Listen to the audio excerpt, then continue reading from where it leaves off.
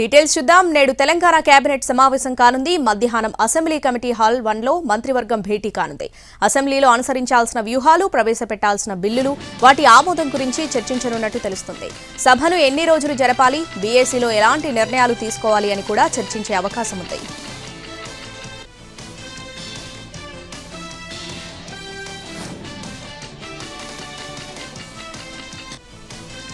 AP CM Chandrababu పోలవరాన్ని సందర్శించనున్నారు. ఈ క్రమంలో ఏపీ సర్కార్ అన్ని ఏర్పాట్లు పూర్తి చేసింది. మంత్రి నిమ్మల రామానాయుడు ఇప్పటికే అక్కడికి చేరుకున్నారు. ఇంజనీరింగ్ అధికారులతో ఆయన సమీక్ష నిర్వహించారు. ఈ రాత్రికి ఆయన ఏజెన్సీలోని గెస్ట్ హౌస్లో బస చేసి రేపు సీఎం చంద్రబాబుకు స్వాగతం పలకనున్నారు.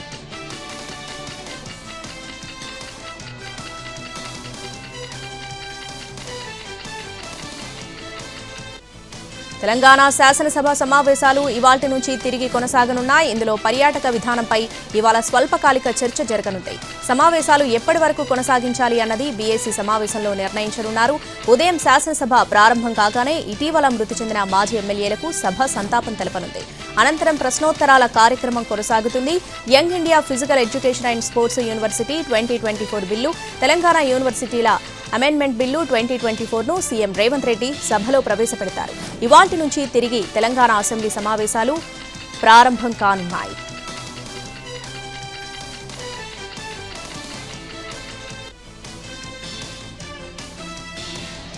ఏపీలో 3 స్థానాలకు జరిగిన రాజ్యసభ ఉప ఎన్నికలు ఏకగ్రీవమయ్యాయి. బీజేపీ నుంచి ఆర్ కృష్ణయ్య, టీడీపీ నుంచి బీద మస్తాన్రావు, సానా సతీష్ ఎన్నికయ్యారు. ఎన్నికల్లో పోటీ లేకపోవడంతో రాజ్యసభకు వీరి ఎన్నిక లాంఛనమైంది. వీరు ముగ్గురు ఇవాళ ఉదయం 11 గంటలకు రాజ్యసభ సభ్యులుగా ప్రమాణ స్వీకారం చేయనున్నారు. వీరితో చైర్మన్ ప్రమాణ స్వీకారం చేయించనున్నారు.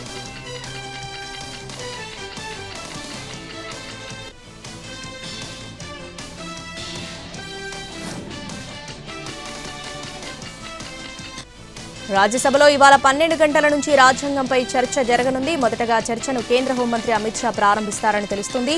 రాజ్యాంగం అమల్లోకి వచ్చి 75 ఏళ్లు పూర్తయిన సందర్భంగా ఇటీవల లోక్సభలో దీనిపై చర్చ జరిగింది. ఇప్పుడు రాజ్యసభలోనూ 2 రోజుల పాటు డిస్కషన్ జరగనుంది.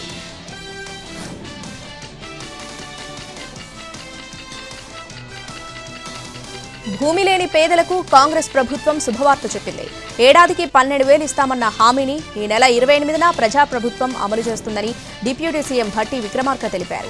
దేశ స్వాతంత్ర్యం కోసం ఏర్పడిన కాంగ్రెస్ పార్టీ ఆవిర్భావం రోజు డిసెంబర్ 28న భూమి లేని పేదలకు మొదటి విడత డబ్బులు 6,000 ఇస్తామని ప్రకటించారు.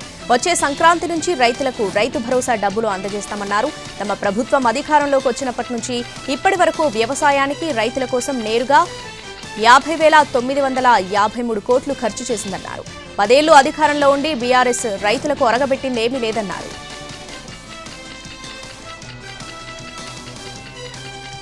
చంద్రబాబు ముఖ్యమంత్రిగా పరిపాలించిన ప్రతి సంవత్సరం కూడా రాష్ట్రంలో రెవెన్యూ లోటు కనిపించిందని మాజీ సీఎం జగన్ విమర్శించారు. ఆయన 14 ఏళ్ల పాలనా కాలంలో ఒక్క ఏడాదైనా మిగులు ఆదాయం కనిపించిందా? మరి ఇంకెక్కడ సంపద సృష్టి అంటూ ధ్వజమెత్తారు. విజన్ 2047 డాక్యుమెంట్ ద్వారా ఏపీ ఆర్థిక వ్యవస్థను $2.4 ట్రిలియన్ చేస్తానంటూ చంద్రబాబు కట్టుకథ చెబుతున్నాడని మండిపడ్డారు. మామూలుగానే ఏ రాష్ట్రంలో అయినా కాలం గడిచే కొద్దీ ఆర్థిక వ్యవస్థ కొంచెం పెరుగుతుందని, కానీ సంపద సృష్టి ఎప్పుడూ చేయని బాబు మాత్రం ఆ పెరుగుదల తన వల్లేనని చెప్పుకుంటున్నారని విమర్శించారు.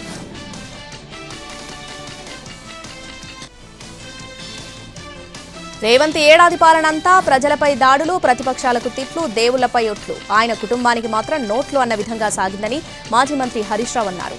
మూసీలో పేదల ఇల్లు కూల్చి రైతు బంధు ఎగ్గొట్టి రేవంత్ హిట్ వికెట్ అయ్యారని విమర్శించారు.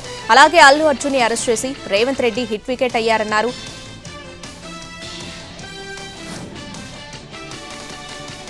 బీజేపీ రాష్ట్ర అధ్యక్ష పదవి రేసులో లేనని అన్నారు కేంద్ర హోంమంత్రి బండి సంజయ్. అంతకంటే పెద్ద బాధ్యతలే పార్టీ తనకు అప్పగించిందని అన్నారు.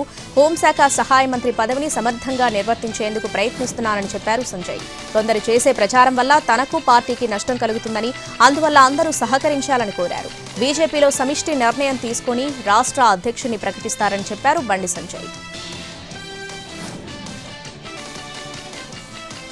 కాకినాడలో కూడా చైర్మన్ ప్రమాణ స్వీకార కార్యక్రమంలో స్టేజ్ కుప్పకూలింది.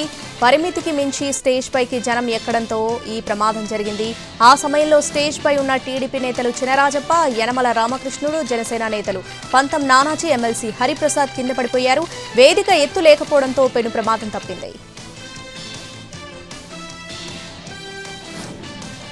ఎన్నికలు ఎప్పుడొచ్చినా ప్రతి వైసీపీ కార్యకర్త సిద్ధంగా ఉండాలని ఎంపీ విజయసాయిరెడ్డి పిలుపునిచ్చారు. భవిష్యత్తులో కార్యకర్తలకు ఏ ఇబ్బంది రాకుండా చూసుకుంటామని చెప్పారు. వన్ నేషన్ వన్ ఎలక్షన్స్ లో భాగంగా 2027 సెప్టెంబర్లో అసెంబ్లీ, పార్లమెంటు ఎన్నికలు రావడం తథ్యమని ఆయన పేర్కొన్నారు.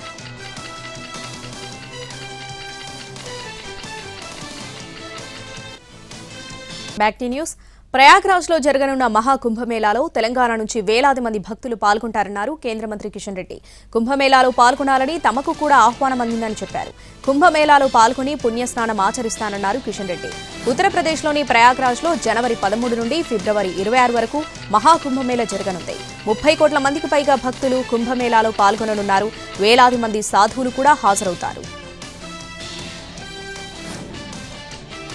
తెలుగు జాతి కోసం రాష్ట్రాన్ని సాధించి పెట్టిన వ్యక్తి పొట్టి శ్రీరాములన్నారు సీఎం చంద్రబాబు. సంకల్ప సిద్ధి కోసం ప్రాణత్యాగం చేసిన ఏకైక వ్యక్తి అన్నారు. అందుకు పొట్టి శ్రీరాములు అమరజీవి అయ్యారని తెలిపారు. పొట్టి శ్రీరాముల ప్రాణత్యాగం భాషా ప్రయుక్త రాష్ట్రాల ఏర్పాటుకు దోహదం చేస్తుందన్నారు సీఎం చంద్రబాబు.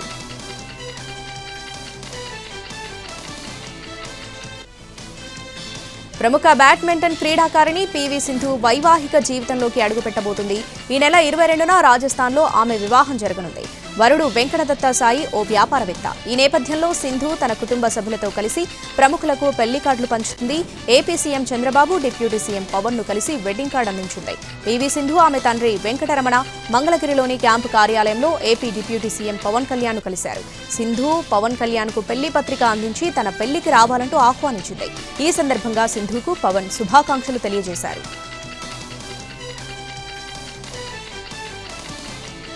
శ్రీవారి ఆలయంలో కార్తీక పౌర్ణమి దీపోత్సవం టీటీడీ ఘనంగా నిర్వహించింది.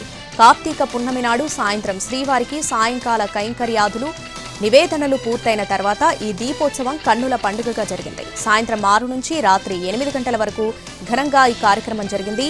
కార్తీక దీపోత్సవం కారణంగా టీటీడీ పౌర్ణమి గరుడ సేవను రద్దు చేసింది.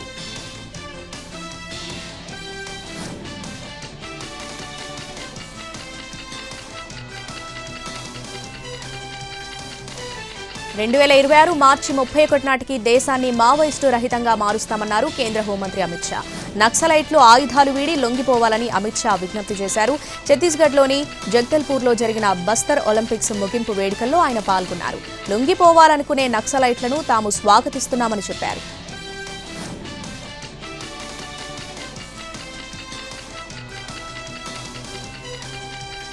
దేశ రాజధాని ఢిల్లీలో అధికారంలో ఉన్న ఆప్ ఢిల్లీ అసెంబ్లీ ఎన్నికల కోసం 4వ జాబితా విడుదల చేసింది.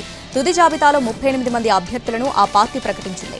ఆప్ చీఫ్ అరవింద్ కేజ్రీవాల్ ప్రస్తుతం ప్రాతినిధ్యం వహిస్తున్న న్యూఢిల్లీ సీట్ నుంచి, అలాగే కల్కాజీ నుంచి సీఎం అతిషి పోటీ చేయనున్నారు.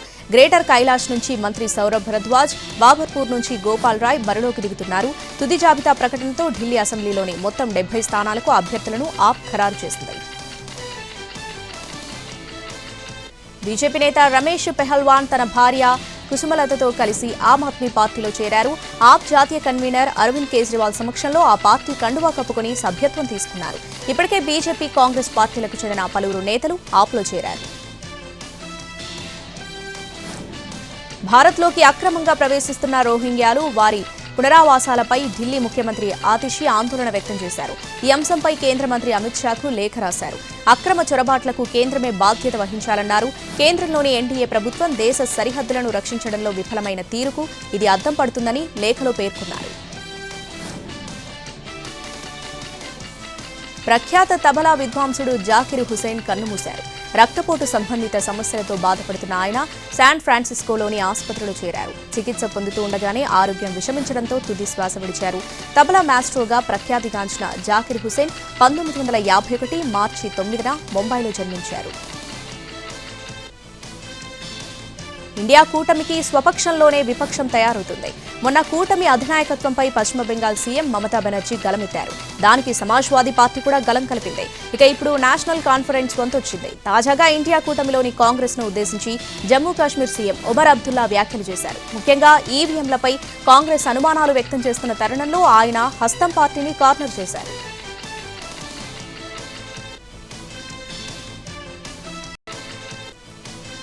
అమెరికాలో జరిగిన రోడ్డు ప్రమాదంలో తెలుగు యువతి మృతి చెందింది. గుంటూరు జిల్లా తెనాలికి చెందిన నాగశ్రీ వందన పరిమళ ఎంఎస్ చేయడానికి 2022లో అమెరికాకు వెళ్లింది. టెన్నెసీ స్టేట్లో జరిగిన ప్రమాదంలో నాగశ్రీ మృతి చెందింది. ఆమె ప్రయాణిస్తున్న కారును ట్రక్ ఢీకొట్టింది. ప్రమాదంలో తీవ్రంగా గాయపడి మృతి చెందింది. హీరోయిన్ కీర్తి సురేష్ తన ప్రియుడు యాంటోనీని మరోసారి వివాహం చేసుకున్నారు. క్రిస్టియన్ సాంప్రదాయం ప్రకారం వీరిద్దరూ పెళ్లి చేసుకున్నారు. గోవాలో వీరి వెడ్డింగ్ ఓ హోటల్లో గ్రాండ్ గా జరిగింది. ఈ శుభకార్యానికి కోలీవుడ్ సినీ ప్రముఖులు హాజరై సందడి చేశారు. దక్షిణ అండమాన్ సముద్రంలో ఉపరితల ఆవర్తన ప్రభావంతో ఆగ్నేయ బంగాళాఖాతంలో ఏర్పడిన అల్పపీడనం స్థిరంగా కొనసాగుతుంది. రాబోయే 24 గంటల్లో ఇది బలపడి తీవ్ర అల్పపీడనం స్థిరంగా కొనసాగుతుంది. రాబోయే 24 గంటల్లో ఇది బలపడి తీవ్ర అల్పపీడనంగా మార్చుకుని పశ్చిమ వాయువ్య దిశగా ప్రయాణిస్తుందని వాతావరణ శాఖ అధికారులు తెలిపారు.